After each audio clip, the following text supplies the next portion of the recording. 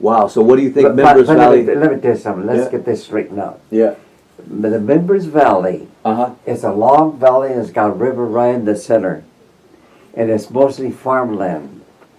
When people start homesteading the property, they will get hundreds of acres. So there weren't many houses. In fact, I can tell you that the Cordovas had, I think it was 200 acres. I'm not too sure. My grandfather. Now he got that from his father, and his father got that from his father. So there was three different families there. When somebody died, well, you take over, you know. And that's my grandfather took over, and my father was born there, and my mother was born just about 4 miles further north with my other grandfather. So anyway, there was just not too many farmers. And let me tell you, a lot of people don't know, but this country here, the first people in this country were Spanish from Spain. So the first place that landed was in Florida. And then they came up the Gulf of Mexico, and all of Mexico was under Spanish rule. It was Spanish. And then the British started coming in, and they came up by Boston, New York, and stuff like that, and they started settling in what's now the United States, right? Right. But Florida and Texas, Arizona, New Mexico, and California were all part of Mexico. So my dad was born in New Mexico, but was still under, it was already American. It was 3 generations. It was 3 brothers that came from Spain, and they came by Florida and then into the Gulf of Mexico, and they end up in what is Juarez, Mexico, right close to El Paso. Okay, so right away when they landed, they started looking for places to, mostly mines, to work in gold mines, silver mines. So they found out there was a brand new silver mine in Georgetown. So those 3 brothers, they got a job right there right away when they came from Spain. So then they found out that one of the brothers found out that the United States was coming out this way, and the government had passed a law that if you were willing to farm the land and develop it, you could homestead it, 10 acres at a time. So one of my great-great-grandfathers did that. So it was a lot of mountains. I'll show you the mountains after a while. The mountains where my grandfather used to have a lot of cattle there. And so you had agriculture over there, and you had a bunch of silver mines too. So that was beautiful land right there. And we used to live in Mimbres Valley. But then you climb up, drive about 3 miles up in the hillside, and that was Georgetown. There's a highway, there's a road, dirt road, that goes up to Georgetown. Uh-huh. It was never paved or anything. It's real narrow. Is that like a village area? Huh? Is that like a village Main Street area, Georgetown, or just a few other ranches? It's nothing but ranches. Ranches, okay. And they built this road to go up to Georgetown. It's before there was any ranches. Anyway, the Mimbres Valley's got a road, dirt road. Yeah, it was dirt when we used to live there. And we used to have to walk about 2 miles north. And when we got to that, to the intersection of the highway, the road that goes up to Georgetown, Yeah. right in the corner there, they built a little grocery store. Mm-hmm. Walter Moore owned that store. And that's where we used to buy most of our stuff that we needed. Right. But once a month or whatever, my dad used to go all the way to Silver City or those towns and buy more groceries and stuff like that. But we had a small little grocery store. And then by that grocery store, across the street a little ways, they opened a post office, the Mimbres post office, which was so small. The one lady used to operate that. And then there's a little, that road that I was telling you goes to Georgetown, just a little ways, about 2 blocks. And then to the right, that's where they built our schoolhouse.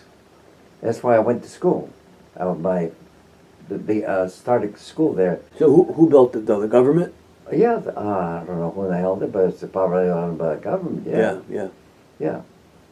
It was just a two-room schoolhouse. They used to call the little room and the big room. The little room was from kindergarten up to 4th or 5th grade, something like that.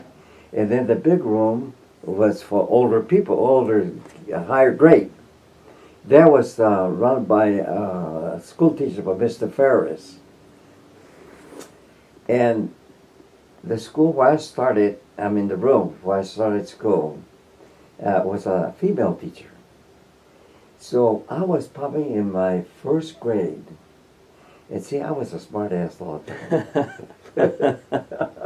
I don't know if I told you, but I had a slingshot, a rubber band, and I made a spitball.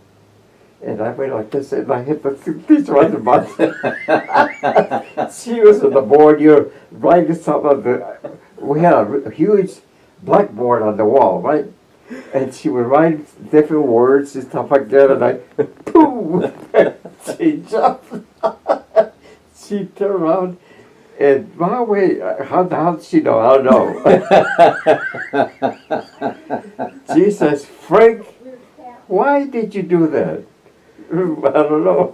So how old were those mines? Like they found some caves and turned them into mines? There was no caves. No caves? I don't think, because I didn't see any caves. Because remember how you were saying they lowered Jim and I visited that place. Remember how you said they lowered your brother into one of the caves and he found corn from the old Indians? Oh, that's a different deal. That's a different place? That's a different deal. That's where the Indians used to live, in caves. Nearby this area or no? See, let me tell you. Way back then, when the colonies and the Spaniards first come to this land, right. Half of that, there was Indians all over. Yeah. They had Indians. That's the reason there's so many different tribes of Indians. So, what was that you asked me? Where was that near Mimbres Valley, where they lowered your brother into that cave, where you found where the Indians... That's about, I would say that's about 20 miles north of... But still pretty close. Pretty close, about 20 miles, yeah. That's why... When my dad and my uncle discovered those caves, my dad said they discovered it, but to me, I don't know. They said they discovered those caves, but they were real high up in the cliff. So you wonder how did the Indians live up there? Because every time you have a huge rain, the water is muddy. You cannot use it. And that water was dirty by the time it got to the river. Rinsing the land away, so it seemed like it was higher because it had been rinsing the land away. Okay, so in time, the water level went down. Right. You're washing all that dirt away, right? Yep. So the water level goes down, so the caves are way up there now. But at one time, the Indians could get into those caves easy. So when my dad and my dear discovered those caves, they always wonder how to get up there, right, and to see what was in those caves. So that's where they lowered my brother Albert, with the rope, and they had some horses up there because it was kind of level up there, and they lowered him.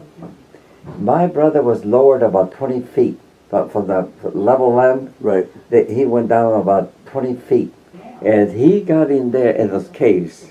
Albert he told me he's about 8, 9 years old. He might have been a little nervous, huh? Well, yeah, but at that time, there was no Indians there. With a lantern? He was lowered in the cave with a lantern? No, because, the caves are pretty good-sized caves. You could almost see inside. They weren't just a small cave. The Indians used to have the whole family there. Okay, let me ask you a quick question about those caves. This is very interesting to me. Was there a path leading up to the caves that you eventually found? At one time it was. Okay. And how do you think the Indians got in and out of those caves? With ropes too? No. How do you get grandma in and out? Because the land was almost level. Unless, in New Mexico you could see where there was a lot of, the Indians used to build step ladders. We used to climb there. Right. But if you have the women and kids, they're pretty hard to do something like that. It was pretty high. So after a time, when it gets too high, they get the hell out. Right. Because nobody's going to climb 20 feet up in step ladders. They used to have a lot of caves, but there in the center, close to the center of all those caves, they used to have a place where they used to build fire, and everybody used to cook there. And it was a huge It was the form of a ball. So they used to build big fire, burn wood, and different families would be cooking all the way around that fire. Huh. Oh yeah, they had a cave, but then they enlarged it for families.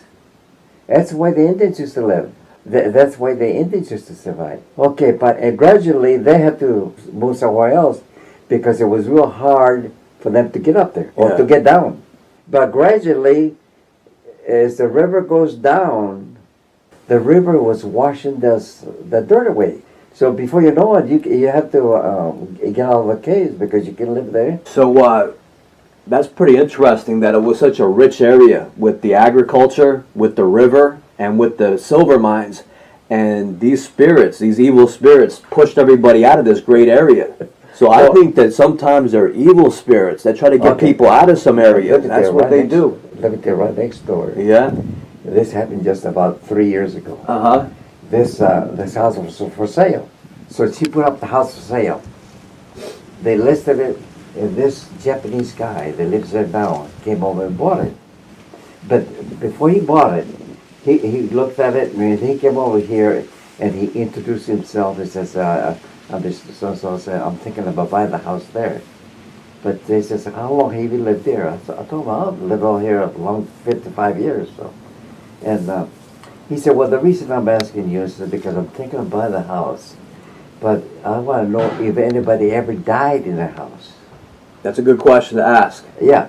He says, oh, no. He said, no. I told him, no. I told him the whole story. I told you.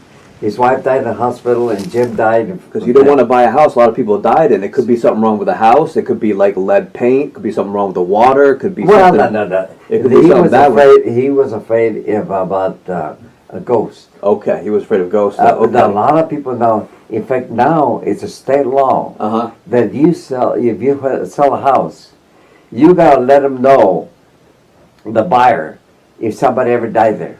You think it's because of ghosts? Yep. Yeah? That's interesting. When did that law come in effect? I don't know, but Darlene was just telling me about it, and I had read about it, but I didn't pay much attention to it. Now, the reason... But now he said, Darlene was telling me, it's state law now that if somebody had died in the house, you're supposed to let the people know.